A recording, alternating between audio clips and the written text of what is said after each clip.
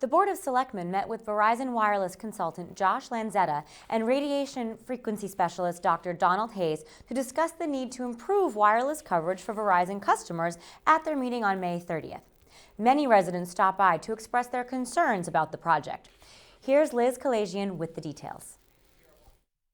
Some Needham residents were passionate about the newly proposed small cellular antennas, which are set to be installed in 12 residential sites. We created this petition during Memorial Day weekend. More than 100 people have signed it. Lawn signs opposing the antenna are displayed in the yards of the residents on both sides of Hunnewell Street near the proposed site there. And opposition to the proposed site is further expressed on the Nextdoor app, Hunnewell Hillside neighborhood, and on Facebook, and there are probably more. And those are just the ones that we started in our neighborhood. As you can see, there are other neighborhoods represented here too.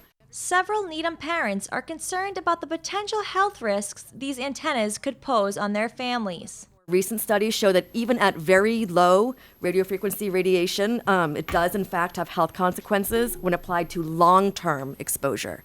Over the course of years. This is especially true for children. Certain tissues such as bone marrow and eye allow for more energy absorption, allowing the radiation to penetrate deeper into the head than with adults. According to a 2009 study, when a 5-year-old child is exposed to electromagnetic fields which were in full compliance with regulations, the actual absorption due to their developing body exceeds restriction by 40%. And for the record, both of my children are under the age of 5. Many young children will be impacted by these cell phone antennas. A number of these locations are surrounding the Hillside School, which is the school where my children go to, and everyone in my neighborhood sends their children there. There's a bus stop at the top of the street, right where the cell phone antenna would be placed.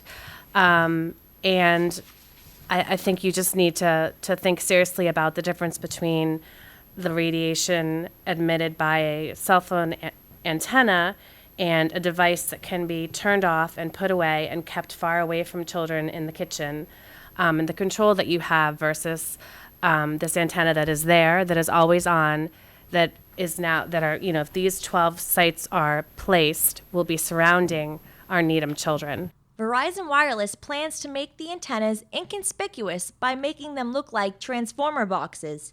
Despite these measures, residents are concerned about the possible devaluation of their properties. They're designed, in this case, to mimic a common electric transformer. So if you're familiar with that 30-gallon garbage pail or rubbish can looking transformer that's on electric poles throughout Needham and also in Massachusetts, these antennas are stealth technology that looks exactly like a electric transformer, so virtually indistinguishable. A New York Times article from 2010 was one of the first major publications addressing this nationwide concern of property devaluation from cellular infrastructure, such as, quote, a cell antenna poking from the top of a telephone pole, exactly what we have here.